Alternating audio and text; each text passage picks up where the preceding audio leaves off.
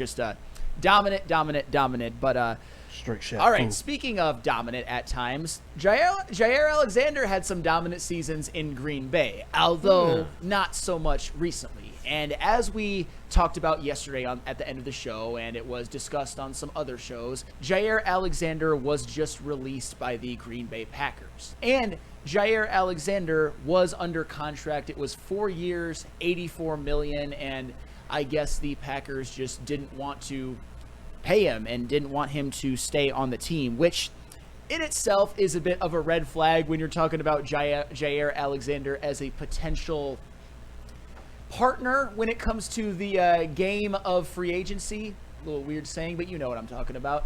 And I think one of the biggest reasons why people are turned off to Jaire Alexander, or even what turned off the Packers to Jaire Alexander, is the fact that in the last 4 seasons, he has been absolutely ravaged by injuries. In the last 4 seasons, this is 4 seasons, out of a possible 68 games, Jaire Alexander played in 34 of them, which is literally half. He missed 13 in 2021, just 1 in 2022. That was a relatively full season. 10 in 2023. And 10 in 2024. If you're talking about sinking that much money into a position that you think can move them to Super Bowl contention, it's not in Jaire Alexander for me. There are certain even players, and we talked about it, who, you know what, do I want to see him go to another team within our division? Not preferably, but he's not that guy that I'm trying to stop from going to another team.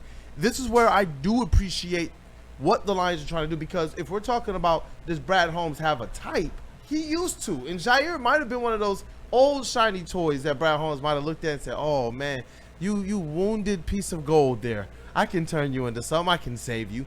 But what I've seen as of late, I want to see this team take the next step forward and have more of what we've seen the Eagles do and prioritize who can be available. What players can we identify that have proven that they can be there? Not that an injury here or there means that they aren't one of those guys, but that's what I'm looking for out of the Detroit Lions.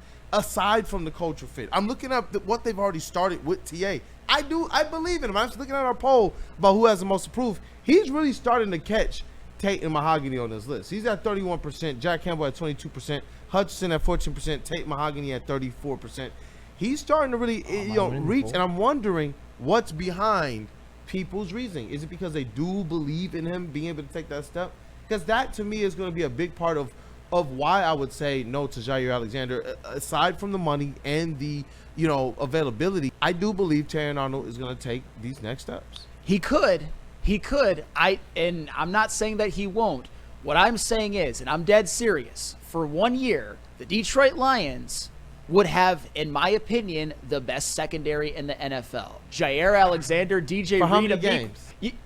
That's the question. And then TA can be there as like an insurance policy. Voice of reason. When Jaire has played his last 2 full seasons played, he was second team All-Pro both times, and he was pretty damn good last year. I see some people in the chat, 1 year, $5 million, 1 year, $6 million. That just shows how much you guys know. He wouldn't take that. And if he does, if he were to take that, though, and you guys still don't want him, you're on drugs. You know Neil's going to find this. I don't care. You think I've never fought battles with Neil before. Never once happened. Never once. Voice of reason. What up, dog? Terrion Revis, boys. Terrion Sanders, Dion Arnold. Already as a rookie, boys. Voice of reason. What up, though, man? See, I'm not that crazy. I'm not doing all that. Look, I'm still going to rock with the guys that we have had on this team and who have chosen to be on this team for a while now. They're still going to be your starters out there, but I will kick the tires on Jaire Alexander and offer him a nice Brad Holmes proven deal, because he likes his proven deals. He likes his injured players as well, too. Well, like 1 year, 10, 12 mil. 10, 12? 10, 12 mil. If you accept it, that's he's fine. Not unseating Terrion. Yes, he's not. You will be the rotation piece. I can get with that world. He will be the rotation piece, and you need to prove to us that, yes, you still have that talent that you did years before when you were playing with the Packers when you first started. But for me, 1 year, 10, 12, you are the rotation piece. But Jaire Alexander is not going to accept being a rotational piece, nor should he. Like, that doesn't make him a malcontent. That makes him somebody who's been elite recently. I think so we're basically saying, like, you know what, Jaire Alexander, you are a rotational piece whether you like it or not. But we can't ask that of Terrion Arnold? Are you kidding me? Because confidence, feelings.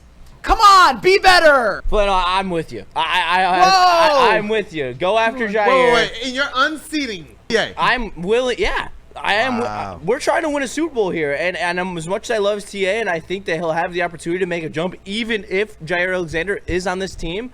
I think that the amount that he could learn from a guy like Jaire Alexander would be so beneficial for him in year 3 and year 4 and year 5. Like, it's only 1 year. It's only his second year in the pros, where he still has 3 years left on his rookie deal. Like we're talking about a guy who could use that veteran presence in there of an elite corner. That's a demotion, no matter how you want to slice it, from a guy who got the most snaps and actually proved to do well, and then you're talking about, hey, can't catch some bench, kid. Like, But we say the same stuff about Amik Robertson, and he locked up Justin Jefferson in the last couple. Amik was better. Thank you. Amik was absolutely better than TA last year. Absolutely, no question about it. At his position, I don't think that he was put into the same type of situations on a consistent basis that TA was, and that's what the stats bear. That's something that I think you would understand. I get it. That's bear. Hey, we threw him to the wolves with not a lot in front of him, and what did he do?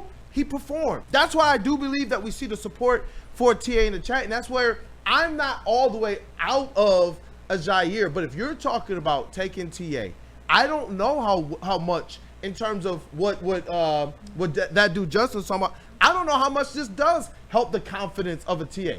I would look at this as, I'm being demoted instantly. You're going from, you're getting the most snaps, you're playing the most man coverage on the entire team, to now you're an injury replacement for a guy who gets injured. Hey, if TA is what you guys think he is, you guys probably think he's better than Jaire. He should think he's better than Jaire. I Beat believe him out. what TA can be over the course of this next season more than what I believe Jaire. That's insane. So how many games is Jaire playing? Because That's the only question. That's the only question. Then how can we take such a hard stance against a Marcus Davenport then? Because Marcus Davenport wasn't an All-Pro. Like, Jaire Alexander was a two-time All-Pro. It's not necessarily about the All-Pro of it. It's about the injuries. It's about the cap space. It's about the flexibility. We don't even know what our needs are going to be. We've said this the last 2 seasons, and Brad Holmes has as well. This is where I value what TA's potential is, mixed with what he's already shown, mixed with Brad Holmes being able to have his flexibility now and until the trade deadline to do things that I think are way more important. If I sit here right now and it's like, you would rather them go right now. If they could snap their fingers and make one thing happen, it would be Jaire Alexander. Not necessarily one thing.